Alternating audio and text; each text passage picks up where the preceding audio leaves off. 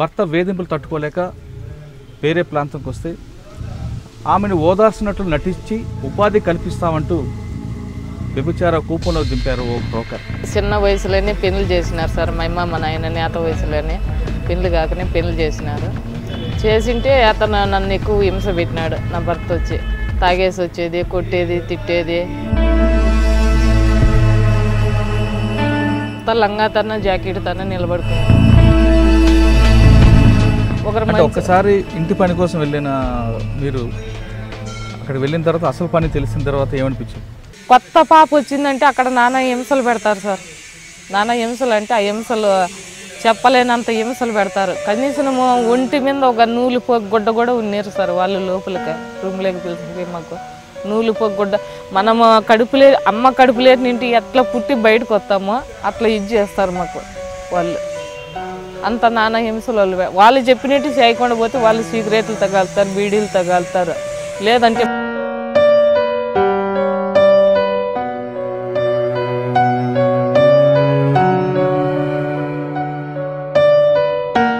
రోజుకి ఎంతమంది? రోజుకు ఇంతమంది అని ఇది లేదు సార్. ఒకరని లేదు, ఇద్దరని లేదు, ముగ్గురని లేదు, నలుగురని లేదు. ఒక మిషన్ లా పనిచేస్తుంది. ఒక మిషన్ మాదిరే పని చేస్తూనే ఉండాలి. నైట్ కూడా ఏం నిమ్మలం కూడా ఉండదు. కనీసం తిండి తినే కూడా నిమ్మలం ఉండదు. ప్రతి మహిళకి నెలకి కొంత డేట్ ఉంటుంది కదా, ఆ డేట్ లో కూడా చేయమని. ఆ డేట్ లో కూడా అవి కండమ్స్ వాడతాం కదా సార్. అక్కడ కండమ్స్ ఇస్తారు. అదే పనిగా డబ్బాలు బాక్సులు తెప్పిస్తారు సార్. కొంతమంది రాక్షసులా ప్రవర్తించడం, మనుషులను కొరకడం లాంటి చేస్తారంట, నిజమైనది? టీవీలన్నా, సినిమాలన్నా, సెల్ ఫోన్లన్నా అదే విధంగా చేయాలని అడుగుతారు వాళ్ళు. 4 ఏళ్ళు ఇటు మీ అమ్మగారు కానీ మీ నాన్నగారు ఏమి గుర్తురాలేదు? గుర్తుకొచ్చినారు సార్. గుర్తుకొచ్చి ఏం చేయాలన్నా దగ్గర ఉన్నారు కాబట్టి వచ్చేసేదానికి. ఇంకా తప్పించుకొని బయటకు వచ్చినా కూడా పోలీసు వాళ్ళ చేతల్లో పడినామంటే వాళ్ళు కూడా నానా హింసలు పెడతారు సార్. అక్కడ పైన్నింటి కిందికి దిగి మెటుకులు దిగి కిందికి వినామనుకో, వాళ్ళ చేతుల్లో పడినాం కూడా అంటే మళ్ళీ ఇంటికి రాలేము మేము. ఇక్కడి నుంచి ఆంధ్ర పోలీసు వాళ్ళు వస్తున్నారు అని చెప్తే అక్కడ వచ్చి కబోర్డ్లు ఉంటాయి సార్. కబోర్డ్ బయటకు కనబడదు. ఆ కబోర్డులో ఒకవేళ పానం ఉండి 1 గంట పడుతుందో 2 గంటలు పడుతుందో వాళ్ళు వచ్చి వెళ్ళిపోయాక అంతకు లోపల సత్య చేయొచ్చు, బతికితే బతకచ్చు దాంట్లో ఆ కబోర్డులు నింటి. 4 సంవత్సరాల తర్వాత ఢిల్లీ నుంచి ఎక్కడికి వెళ్ళాము?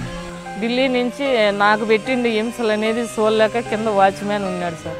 వాచ్మ్యాన్ ఉంటే ఆ వాచ్మ్యాన్ తర్వాత నింటి బయటకు వచ్చినాను సార్ నేను. అంటే నువ్వు అక్కడి నుంచి తప్పించుకుని వచ్చిన తర్వాత మీ కుటుంబం అనంతపురం వచ్చావు. అనంతపురం నుంచి మీ పుట్టింటికి వెళ్ళావు. వాళ్ళని ఆదరించారు? నేను ఇంటికి వచ్చాకనే తల్లిదండ్రి కూడా లేరు. తల్లిదండ్రి చనిపోయినారు. అన్నున్నాడు, తమ్ముడు ఉన్నారు. వాళ్ళు కూడా ఏం పట్టించుకోలేదు సార్. మామూలుగా పక్కన ఉంటారు కదా ఇరుగు పొరుగు వాళ్ళు కూడా చుట్టుపోటు మాటలతోనే పొడిచినారు. కానీ ఏదో ఆ అమ్మాయి వచ్చింది, మనం ఆడమనిషం కదా, ఆ అమ్మని ఎట్లాంటి అని అనుకునేది కూడా లేకుండా అనుకున్నారు సార్. నీళ్ళ కొల్లాయిల కాడంట, పనికి బీంతావంట, ఆ అమ్మ అక్కడ పోయి వచ్చింది. ఆ అమ్మాయి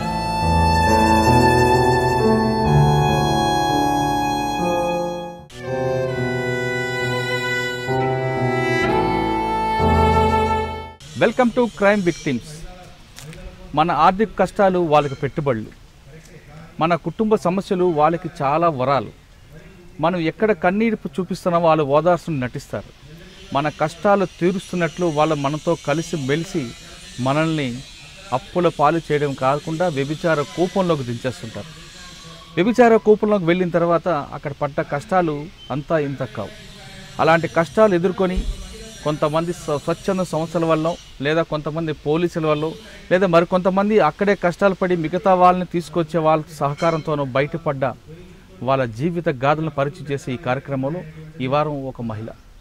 ఆ మహిళ భర్త వేధింపులు తట్టుకోలేక వేరే ప్రాంతంకి వస్తే ఆమెను ఓదార్చినట్లు నటించి ఆమెను ఉపాధి కల్పిస్తామంటూ వ్యభిచార కూపంలో దింపారు ఓ బ్రోకర్.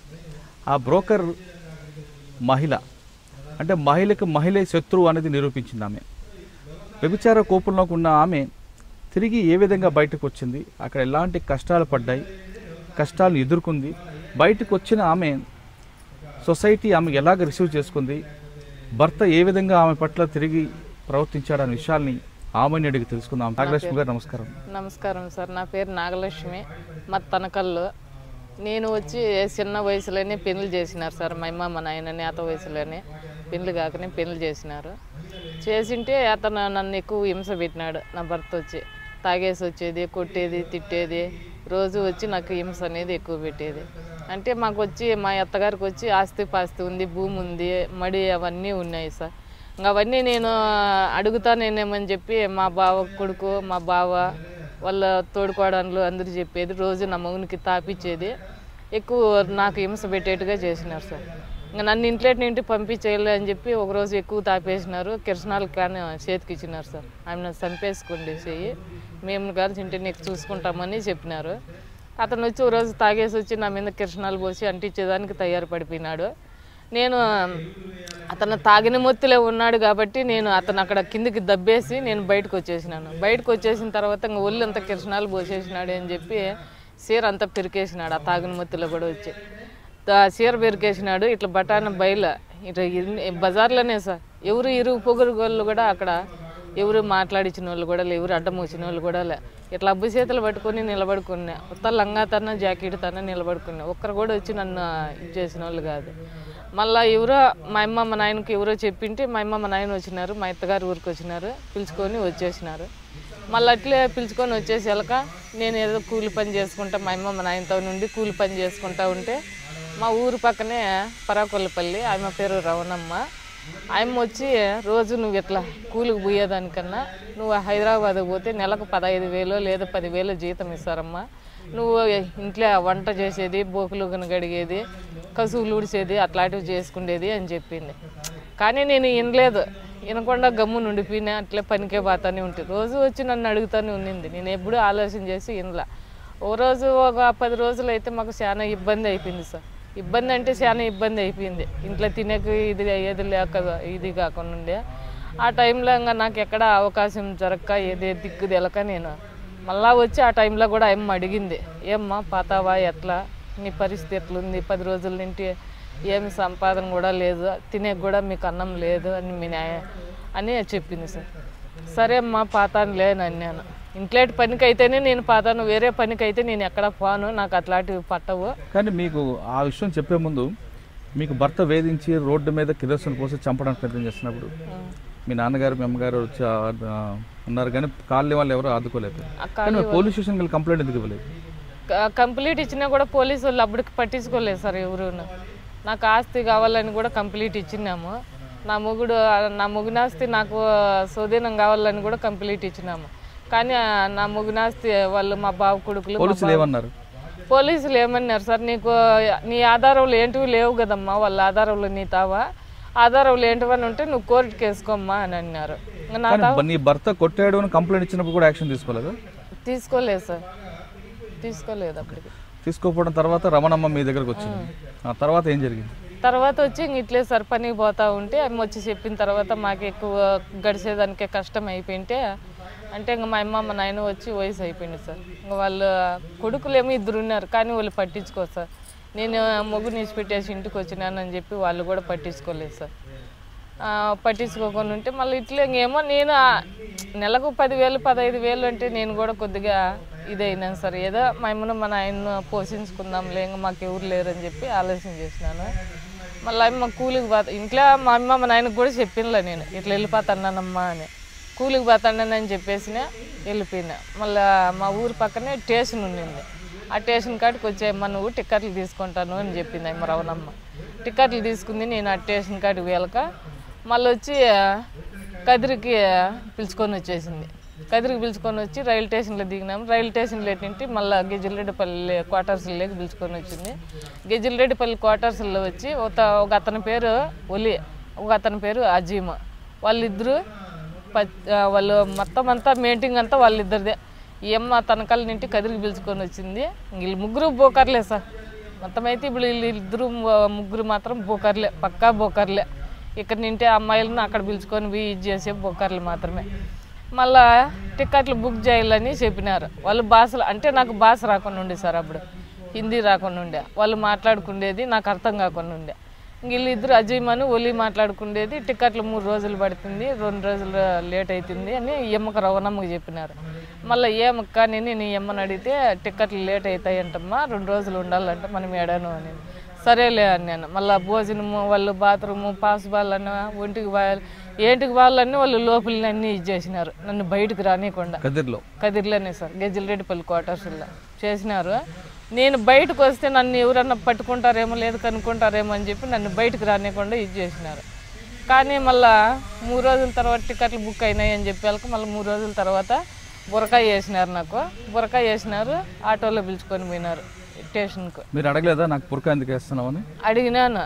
ఇట్లా పిలుచుకొని పోయేటప్పుడు ఎవరన్నా చూస్తే మళ్ళీ పోలీస్ కంప్లైంట్లు ఇస్తారు, అవి ఇవి ఇబ్బంది అవుతాయి అని అన్నారు.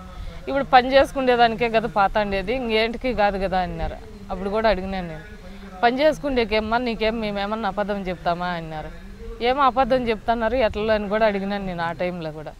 ఇంక మళ్ళీ ఎందుకు బురకాయ ఎత్తన్నారంటే ఎవరన్నా చూస్తే నీకు ఇబ్బంది అవుతుంది మాకు ఇబ్బంది అవుతుంది అన్నారు. సరేలే ఇంకేమో లేని చెప్పి నేను ఆలోచన చేసిన. అంటే ఇప్పుడు ఉన్న గవనం అప్పుడు లేదు సార్ మాకు, ఇప్పుడు ఉన్నట్టు అప్పుడు ఉన్నట్టే కదా అది వేరేగానే ఉండు. మళ్ళా పిలుచుకొని పోయినారు, కదిరి స్టేషన్లోకి పిలిచిపోయినారు. మళ్ళీ ఆడొచ్చి దీనికి ఇక్కడ ఉంది సార్ ఇది గుంతకల్, ఇది గుంతకల్ కాదేమో ఇక్కడ కాదు సార్ ధర్మవరానికి సార్ ధర్మవరానికి పిలుచుకొని పోయినారు. నైట్ 11 గంటలకు ఉందంట ట్రైన్. ఆ ట్రైన్కి ఎక్స్ప్రెస్కు పిలుచుకొని పోయినారు. నాకు ఇక్కడ చెప్పిండేది ఏమని హైదరాబాద్కు అని చెప్పినారు. సరేలే అని చెప్పి హైదరాబాద్కే కదా అని చెప్పి నేను ఆలోచన చేసిన. హైదరాబాద్ దాటుకున్నాము, అన్నీ దాటుకున్నాము. ఆటికి పోనాక ఇదేనా అంటే నేను హైదరాబాద్, ఇది హైదరాబాద్ కాదు ఢిల్లీ అంటారు. రవణమ్మను ఒలి ఇక్కడ నుండి తీసిచ్చిండేది టికెట్లు అజీమ్ మెయిన్ బోకర్ వాడే. మాకు టిక్కెట్లు కట్టినింటి వాని ఖర్చులు అవన్నీ ఇక్కడి నుండి పంపించిండేది వాడే. వీళ్ళిద్దరు నాతో వచ్చిండేది మాత్రము ఒలిని రవణమ్మ. వీళ్ళు నన్ను నాటికి పిలుచుకొని పోయిండేది. మళ్ళీ ఇక్కడి నుండి అజీమ్ ఫోన్ చేసినాడు అక్కడ ఎవరికి జరీనాకు ఫోన్ చేసినాడు ఢిల్లీకి. అప్పుడు ల్యాండ్ ఫోన్లు సార్ ఉన్నింది. ఫోన్ చేసినాడు. మళ్ళీ ఆయమ్మ ఏమని చేసింది ఆటో పిలుచుకొని రైల్ స్టేషన్ దాకా వచ్చింది.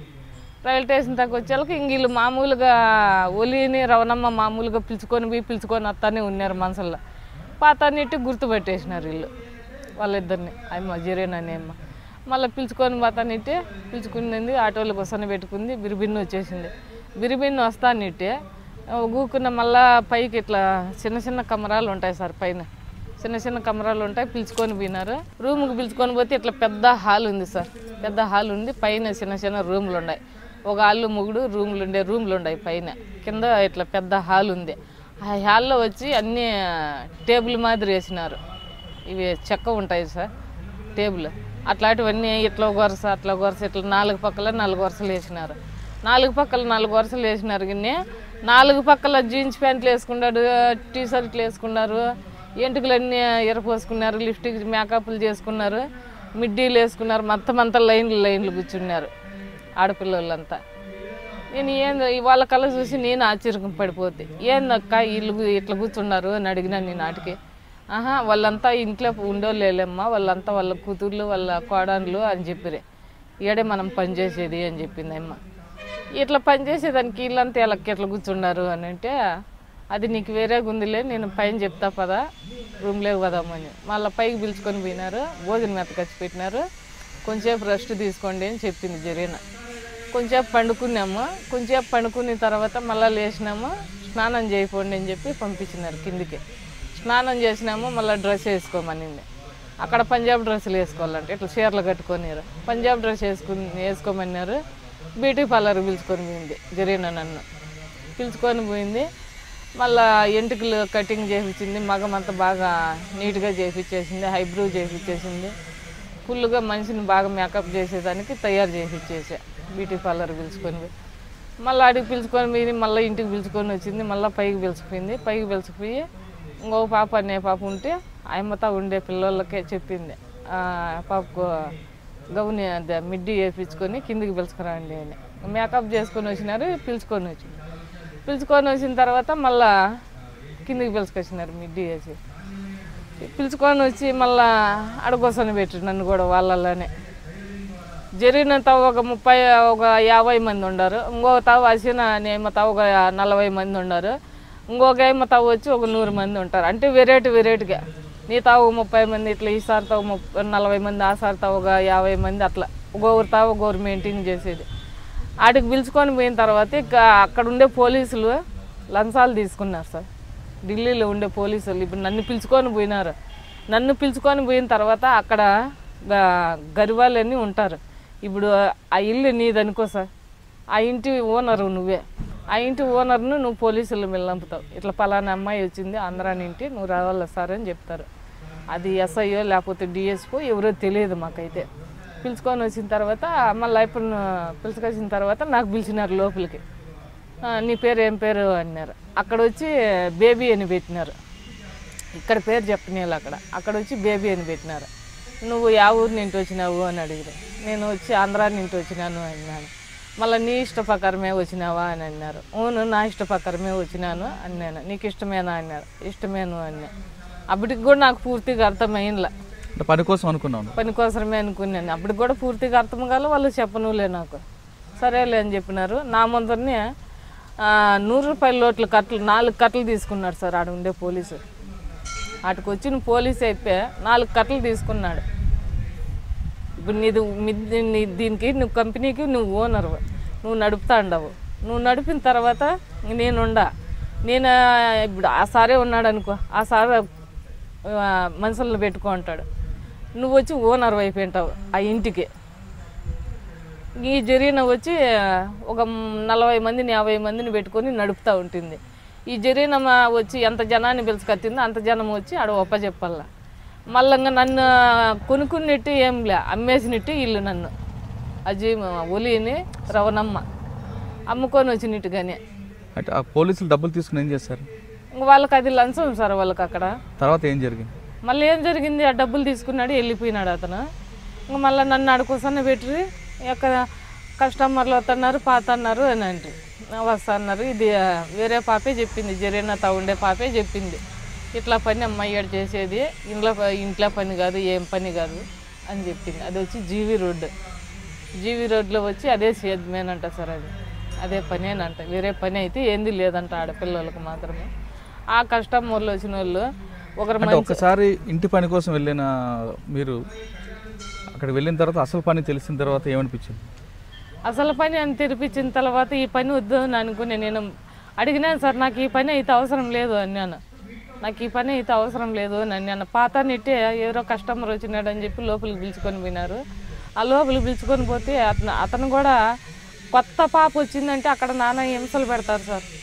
నానా హింసలు అంటే ఆ హింసలు చెప్పలేనంత హింసలు పెడతారు. కనీసం ఒంటి మీద ఒక నూలు గుడ్డ కూడా ఉన్నారు సార్ వాళ్ళు లోపలికి రూమ్లోకి పిలుచుకుపోయి. మాకు నూలు గుడ్డ మనము అమ్మ కడుపులేటి నింటి ఎట్లా పుట్టి బయటకు వస్తామో అట్లా ఇది చేస్తారు మాకు వాళ్ళు. అంత నానా హింసలు వాళ్ళు చెప్పినట్టు చేయకుండా పోతే వాళ్ళు సిగరెట్లు తగాలుతారు, బీడీలు తగాలుతారు, లేదంటే మందు తెచ్చింటే మందు దాపుతారు. వాళ్ళు ఈ మత్తి మీద అయినా ఎట్లయినా చేస్తారులే అని అట్లాగ సాట్లు పడి బాధలు పడి కష్టాలు పడి కనీసం మా అమ్మకు నేను చెప్పినట్టు పని చేయలేదని చెప్పి నాకు కన్నల నిండుకు కారం పెట్టి నోటి నిండుకు కారం పెట్టి 1 నెల అంతా అన్నము నీళ్ళు లేకుండా చేసినా సార్ నేను ఆడ. మొదటిసారి మీరు కస్టమర్ వచ్చి వెళ్ళినప్పుడు మీరు వెళ్ళిన పని ఏమో ఇంట్లో పని కోసం వెళ్ళారు.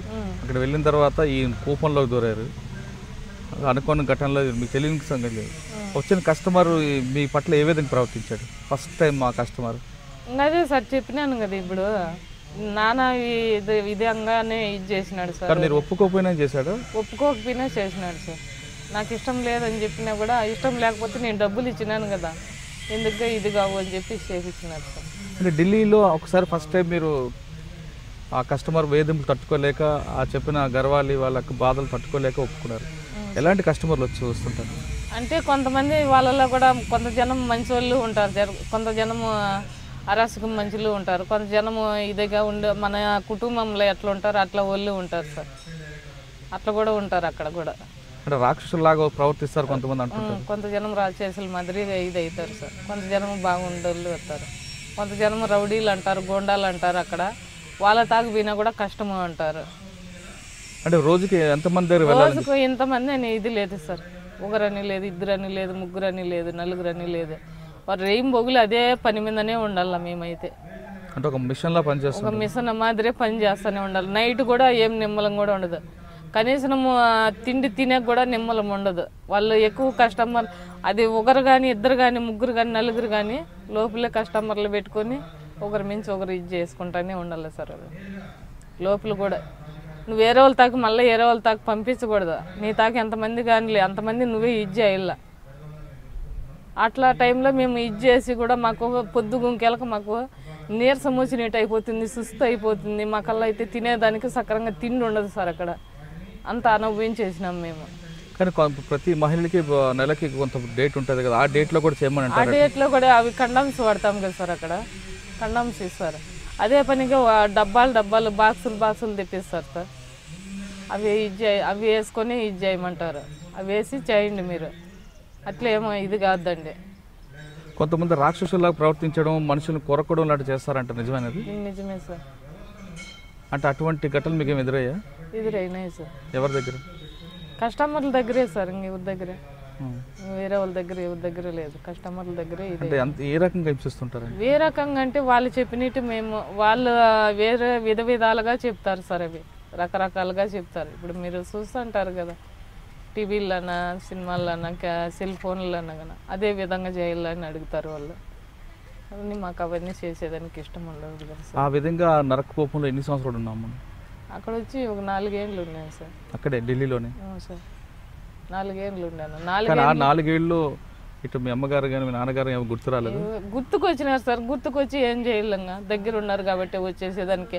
ఇంకా తప్పించుకొని బయటకు వచ్చినా కూడా పోలీసు వాళ్ళ చేతల్లో పడినామంటే వాళ్ళు కూడా నానా హింసలు పెడతారు సార్. అక్కడ ఇప్పుడన్నా మేమేదో బయటకు వచ్చి ఇట్లా వచ్చి తెలజెప్పుతున్నాము కాబట్టి అక్కడ పోలీసు వాళ్ళు కూడా రొంత మట్టమైనారు. అప్పుడైతే మట్టం అనేదే లేదు సార్. కిందికి పైనింటి కిందికి దిగి మెటుకులు దిగి కిందికి వినామనుకో వాళ్ళ చేతుల్లో పడినాం కూడా అంటే మళ్ళీ ఇంటికి రాలేము మేము. అట్లా అనుభవించినాం అక్కడ కూడా. ఇక్కడి నుండి ఆంధ్ర పోలీసు వాళ్ళు వస్తున్నారని చెప్తే అక్కడ వచ్చి కబోర్డులు ఉంటాయి సార్. ఒక్కొక్క కబోర్డులో వచ్చి 50 మంది పడతారు పైన. ఆ కబోర్డుల్లో దాచిపెట్టేది ఎవరు కనుక్కోలేరు. నువ్వు కనుక్కోలేవు, నేను కనుక్కోలేను, ఎవరు కనుక్కోలేరు. దాంట్లో ఊపిరి కూడా ఆడదు మాకు. ఆ గెవుల్లో పెట్టేస్తే ఒక 20 మంది 30 మంది పడతారు దానిలో కబోర్డుల్లో. దానిలో పోయి దానుకున్నామంటే ఇక్కడ నుండి ఆంధ్ర పోలీసు వాళ్ళు వస్తారంటే అప్పుడే ఇన్ఫర్మేషన్ తెలిసిపోతుంది అక్కడ ఢిల్లీ వాళ్ళకు. ఆంధ్ర పోలీసు వాళ్ళు వస్తున్నారు, మీరు అంత జాగ్రత్త పడండి అని చెప్పి అప్పుడే పిల్లవాళ్ళందరినీ దాచిపెట్టేస్తారు. కబోర్డులు ఉంటాయి దానిలో దాచిపెడతారు. కబోర్డు బయటకు కనపడదు? కనపడదు సార్. మామూలుగా కబోర్డులు అంటే చిన్న చిన్న కబోర్డులు ఎంతే సార్. దానిలో వాకిన్లు కూడాను అవి లోపలికి గెల్లి పెట్టినా కూడా మామూలుగా ఎట్లుంటాయి అట్లే ఉంటాయి. అక్కడ వేరే విధంగా కూడా మళ్ళీ మూసినారా తెరిచినారా దీనికి గెల్లు ఉన్నాయి అని కూడా కనుక్కోలేరు ఎవరు కానీ. అట్లుంటాయి ఆ కబోర్డులో. ఆ కబోర్డులో ఒకవేళ పానం ఉండి 1 గంట పడుతుందో 2 గంటలు పడుతుందో వాళ్ళు వచ్చి వెళ్ళిపోయాక అంతకు లోపల సత్య చేయొచ్చు, బతికితే బతకచ్చు దాంట్లో. ఆ కబోర్డులు ఎట్నింటి బయటకు అయితే పల్లెం తిరిగిపోయింది. 4 సంవత్సరాల తర్వాత ఢిల్లీ నుంచి ఎక్కడికి వెళ్ళాము? ఢిల్లీ నుంచి నాకు పెట్టిండి హింసలు అనేది చూడలేక కింద వాచ్మ్యాన్ ఉన్నాడు సార్. వాచ్మ్యాన్ ఉంటే ఆ వాచ్మ్యాన్ తర్వాత నుండి బయటకు వచ్చినాను సార్. నేను బయటకు వచ్చి ఆ వాచ్మ్యాన్ అనేప్ప నాకు టిక్కెట్ తీసిచ్చి ఆటో బాడికి ఇచ్చి ఆటోకి ఎక్కించి ఆటో ఇప్పకి చెప్పి ట్రైన్ ఎక్కించినాను. నాకు అనంతపురం ట్రైన్. ఇక్కడ ఇప్పుడు ఢిల్లీ నుండి ఇక్కడ అనంతపురానికి ట్రైన్ వచ్చింది కదా సార్. ఆ ట్రైన్ ఎక్కించినాడు. మళ్ళీ అనంతపురం నుండి అనంతపురంలో దిగినాను. మళ్ళీ ఇక్కడ అనంతపురం బస్ స్టాండ్కి వచ్చి బస్సు ఎక్కి మా ఊరికి వచ్చినాను సార్. మా ఊరికి వచ్చిన తర్వాత ఇక్కడ కూడా మా పుట్టినలో కూడా చాలా ఇదే అయినాం సార్. అంటే నువ్వు అక్కడి నుంచి తప్పించుకుని వచ్చిన తర్వాత మీ కుటుంబం అనంతపురం వచ్చావు, అనంతపురం నుంచి మీ పుట్టింటికి వెళ్ళావు, వాళ్ళు నేను ఆదరించారా? ఆదరించలేదు సార్. ఎక్కడ పోయింది ఏం కథ అని అందరూ సూటిపోటు మాట్లాడిన వాళ్ళే కానీ ఒక్కరు కూడా ఏదో ఆమె అగసాట్లో పడుకొని వచ్చింది, ఆమె బాధలు పడుకొని వచ్చింది లేదు. సానుభూతి అనేది చూపించలేదు సార్. సానుభూతి ఇంట్లో వాళ్ళు తల్లి నేను ఇంటికి వచ్చేళ్ళకనే తల్లిదండ్రి కూడా లేరు. తల్లిదండ్రి చనిపోయినారు. అన్నున్నాడు, తమ్ముడు ఉన్నారు. వాళ్ళు కూడా ఏం పట్టించుకోలేదు సార్. అమ్మ అక్కడ పోయి వచ్చింది, మాకు ఏం పని అమ్మతో ముగ్గుని ఇచ్చిపెట్టేసింది. అమ్మ నాయన చనిపోయినారు ఈ అమ్మ గురించి అని చెప్పి ఇంకా మా అమ్మ మా నాయన చనిపోయినారని చెప్పి అన్న తమ్ముడు ఇద్దరు పట్టించుకోలేదు సార్. ఉండారు ఉండేకేమో ఎవరు పట్టించుకోరు. అట్లా టైంలో కూడా నేను ఉండి కూడా జీవనం చేసుకున్నాను సార్. ఇది మామూలుగా పక్కన ఉంటారు కదా ఇరుగు పొరుగులు, వాళ్ళు కూడా చుట్టుపోటు మాటలతోనే పొడిచినారు. కానీ ఏదో ఆ అమ్మాయి వచ్చింది, మనం ఆడమనిషం కదా, ఆ అమ్మని ఎట్లాంటి అని అనుకునేది కూడా లేకుండా అనుకున్నారు సార్. నీళ్ళ కుళ్ళాయిల కాడంట, పనికి బీంతావంట, అమ్మ అక్కడ పోయి వచ్చింది, అమ్మ ఎగసట్లు పడి వచ్చింది, ఆ బాధలు పడి వచ్చింది అని అనుకునే వాళ్ళు ఉన్నారు సార్. ఎదురుగా అయితే అన్నోళ్ళు లేరు, ఎదురుగా అంటే కొంత బాధపడతారని సూటుపోటు మాటలతోనే. ఇప్పుడు నేను నువ్వు ఇక్కడ కూర్చోండవు, నేను ఆడ అనుకునేది నీకు వినపడతానే ఉంటుంది కదా సార్. అది అనేది మనసులో ఒక బాధ అనేది కలుగుతానే ఉంటుంది సార్. మేము బుద్ధుండి బుద్ధి లేకుండా ఈ బాధ ఎక్కువ ఉంది. ఈ బాధ కొన్నాళ్ళు అనుభవించినాము. ఎప్పుడైతే మళ్ళీ మాకు తెలియదు అని చెప్పి మేము ఏరో వాళ్ళు వచ్చి మాకు ఎవరో కదిరిలేక ఏదో పని మీద వచ్చింటే మళ్ళీ ఇట్లా నువ్వు ఫలానా తాగిపోతే నీకు న్యాయం జరుగుతుంది అని చెప్పినారు. ఫలానా తాగంటే ఎవరు అంటే మళ్ళీ ఇట్లా అని మళ్ళీ ఈసారి ఇచ్చుకున్నారు.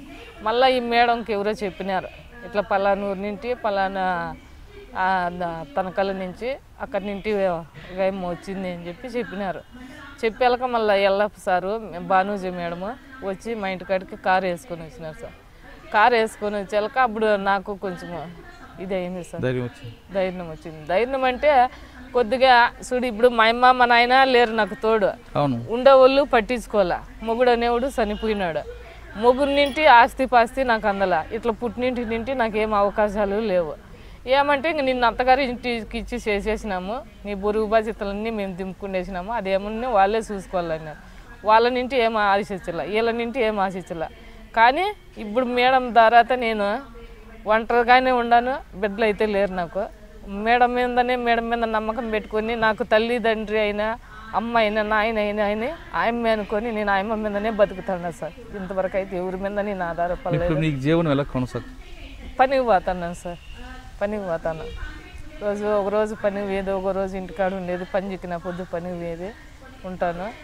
మేడంతోనే కొంచెం ఎక్కువ నేను అక్కడి నుంచి వచ్చి మళ్ళీ మేడం ఇచ్చేసి మేడం వచ్చి మళ్ళీ నాకు కేసు పెట్టించి ఎఫ్ఐఆర్ చేపించి వాళ్ళ మీద ముగ్గురు మీద కేసు పెట్టి మళ్ళీ వాళ్ళని జైల్లో కూడా పెట్టించి వాళ్ళని ఇచ్చేసి మళ్ళీ డిఎస్పీని మొత్తం పోలీసు వాళ్ళను మేడము అందరము పోయి మళ్ళీ అక్కడి నుంచి 20 మంది పిల్లలను కూడా పిలుచుకొని వచ్చి కమిటీ అత్యాచారాల పైన నిరోధ కమిటీగా నిలబడి ఎవరిని ఇట్లా పానీయకుండా అక్కడ పోతే చెడిపోతారు, మేము ఎట్లా చెడిపోయినాము మీరన్నా బాగుపడండి, మీరు చెడిపోకూడదు, మీరు బాగుండాలని చెప్పి అందరికీ బాగా ధైర్యంగా ఉండి సపోర్ట్గా మేము ఎదుర్కొంటూనే ఉన్నాం సార్. ఎవరైతే భార్య భర్త కొట్టుకున్నా తిట్టుకున్నా వాళ్ళకి సమాధానం చెప్పేది, వాళ్ళకి నిలబెట్టేది, ఎవరన్నా బోకర్లుగా ఉండే వాళ్ళకి ఫోన్లు చేసి డిఎస్పీ మేడంకో ఎవరికోరు కానిస్టేబుల్కో ఫోన్లు చేసేది, పట్టించేసేది. ఎవరన్నా పాతాన్ని కూడా ఎక్కడన్నా పాతాన్ని తెలియకుండా పాతాన్ని తెలిసి పాతాన్ని కూడా వెంటనే చిన్నగా ఫోన్లు చేసేసేది, పలానూరు సార్ పలానా తాగిపోతున్నారు వాళ్ళకి ఎట్లా కనుక్కోండి సార్ అని చెప్పి. మీలాగా ఎవరు మరొకరు మోసపోకుండా వాళ్ళని కాపాడే పనులు ఇప్పుడు మీరు ఉండు సార్. ఇప్పుడు మేమంటే ఎట్లా చెడిపోయినాం సార్, మా జీవితాలు ఎట్లా చెడిపోయినాయి. ఉండోళ్ళన్నా ఏదో బాగుపడుకోవాలి అని చెప్పి మేము ఇది కమిటీ నెంబర్గా 10 మంది ఉన్నాము సార్. 10 మందిలో కూడా మాకు అదే ఇదిగానే ఉన్నాము. మేము ఏటికైనా సిద్ధమే, ఒకవేళ మా పానాలు పోయినా మాకేం నష్టం లేదు, ఉండోళ్ళన్నా బాగుపడాలని చెప్పి మేము కమిటీ నెంబర్లకు ఎందుకొని దీనిల మీద డ్యూటీ చేస్తున్నాం సార్. ప్రేమ పేరు మీద కొంతమంది యువతలు మోసపోవడం లాంటివి చూస్తున్నాం. ఫేస్బుక్లో పరిచయాలు అంటే కొంతమంది మోసపోతున్నారు, అదేవిధంగా మీలా కొంతమంది మోసపోతుంటారు. ఇలాంటి వారు ఇంకొకసారి జరగకుండా ఉండాలంటే, ఇలాంటి కథలు వారు ఇంకొకసారి వినకుండా ఉండాలంటే కదిరి లాంటి ప్రాంతంలో మీరు ఇచ్చే సలహా ఏంటి? కదిరి ప్రాంతంలో వచ్చి ఎక్కువ పేదరికం సార్, ఎక్కువ పేదరికం ఉంది, ఎక్కువ పేదోళ్ళు ఉన్నారు. దాంతో వచ్చి వర్షాలు అనేటివి లేవు, వర్షాలు పడతా అంటే ఏదో పని పాటు చేసుకొని ఉండిందరు, భారీ వర్షాలు అంటే లేవు. ఎక్కువ పేదరికంతోనే అట్లా బయట పోవాల్సి వస్తుంది, వలస పోయి ఆ పనులు చేసుకోవటమే ఇది అవుతుంది. ప్రభుత్వం అనేది ఏమన్నా కానీ ఇదిగా మాకు ఇది చేస్తే అట్లా పోయే అవకాశాలు ఉండవు, చేసుకునే అవకాశాలు ఉండవు.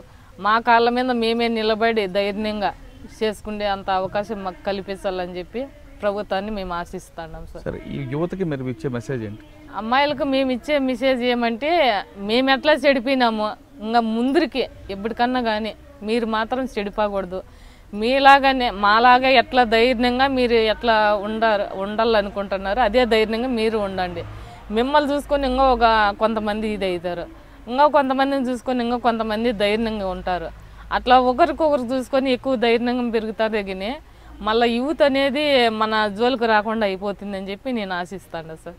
ఓకే, కదిరి ప్రాంతంలో కన్నీటి కథలకి ప్రధాన కారణం పేదరికం అంటూ నాగలక్ష్మి చెప్తున్నారు. ఇక్కడ సరైన పంటలు లేకపోవడం, వర్షాల మీద ఆధారపడడం, దాంతో ఇక్కడ ఉన్న ఉపాధి అవకాశాల కోసం కొంతమంది వలసలు వెళ్ళడం, మరి కొంతమంది గల్ఫ్లో ఉద్యోగాల పేరు మీద వీళ్ళు మోసపోవడం, మరి ఎక్కువ శాతం యువత కూడా ప్రేమ పేరిట మోసపోతున్నారంటూ నాగలక్ష్మి తన కథని ఎగ్జాంపుల్కి ఇస్తున్నారు.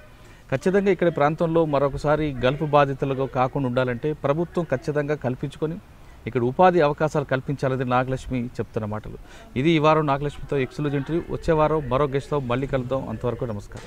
For more videos, subscribe to iDream.